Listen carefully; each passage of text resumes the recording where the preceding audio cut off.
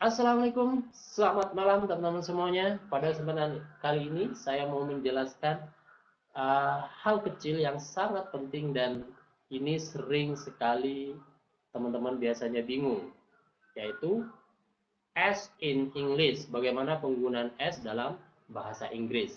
Ada banyak sekali, ada beberapa penggunaan S dalam bahasa Inggris yang sering kadang teman-teman semuanya itu salah penggunaan. Contohnya biasanya kalau kita mau penulisan saja ya, S yang ada petiknya di atas atau S yang tidak ada petiknya itu artinya jadi beda teman-teman dalam bahasa Inggris. Nah sekarang kita coba bedah nih satu-satu S in English. Yang pertama adalah S in present tense.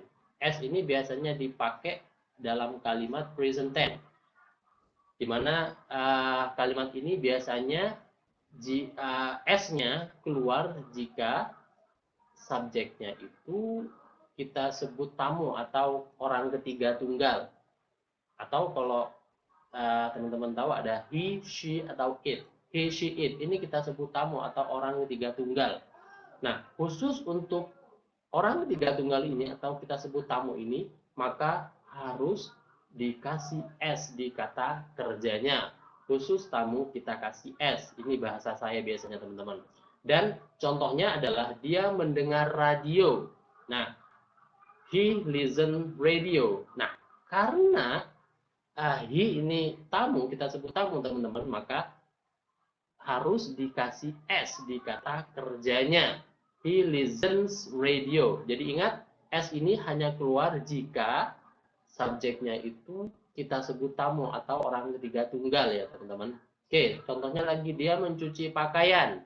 She wash clothes. Nah, karena she ini tamu, maka kita kasih ES di kata kerjanya. Seperti yang tadi, tamu dikasih S ya. Maka bagaimana bedanya listen sama wash? Biasanya yang dikasih ES itu kata kerja yang mendesis wash. Wash ya. Atau biasanya yang akhiran I ya, mungkin teman-teman. Nah, selain itu semuanya dikasih S ya teman-teman. Ini yang pertama. Kemudian yang kedua, S in plural.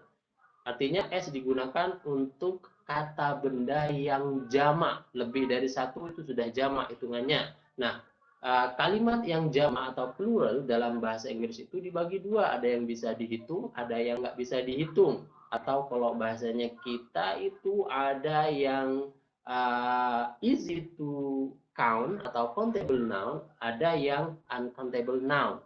Kata kerja, kata benda yang bisa dihitung dan kata benda yang tidak bisa dihitung ya. Yang bisa dihitung itu seperti contohnya teman-teman ada sun ya, anak laki-laki, ada animals, ada magazine. Ini bisa dihitung semuanya. Jadi kalau plural atau jamak tinggal dikasih S lebih dari satu ya. Sun jadi sons. Ada banyak anak laki-laki, bisa dua, bisa tiga, bisa empat ya.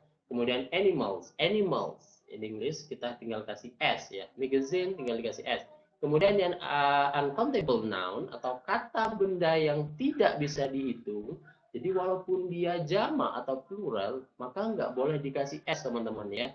Water jadi water bukan waters ya. Air bukan ears tapi air tetap ya. Spirit tetap spirit ya. Nggak boleh dikasih S karena dia kata bendanya tidak bisa dihitung. Coba kalian hitung berapa jumlah udara, nggak bisa kan? Nah, maka kalau nggak bisa dihitung, nggak boleh dikasih S. Selebihnya semuanya dikasih S. Ini yang dimaksud S in plural, teman-teman. Ini yang kedua. Kemudian yang ketiga, S in possessive case. Artinya, ini dalam kasus kepemilikan, teman-teman. Ini yang sering kadang banyak dari teman-teman itu salah penempatan, ya, penulisan terutama ya. For example, okay, the name of father, nama ayah ya, nama ayah. Oke, ini bisa kita gunakan possessive case ini teman-teman dengan kita ngasihkan S setelah fathers-nya. Berarti setelah noun-nya, father's name. Ini sama artinya dengan the name of father, father's name ya teman-teman. Oke, tapi ingat penulisannya itu dikasih tanda petik atas ya, atau koma atas ini. Jadi kalau kalian nggak pakai tanda koma atas maka juga salah ya teman-teman. Oke, kemudian yang kedua adalah the foot of Porcupine. Sama dengan Porcupine's name. Oke, right. Verkopens food.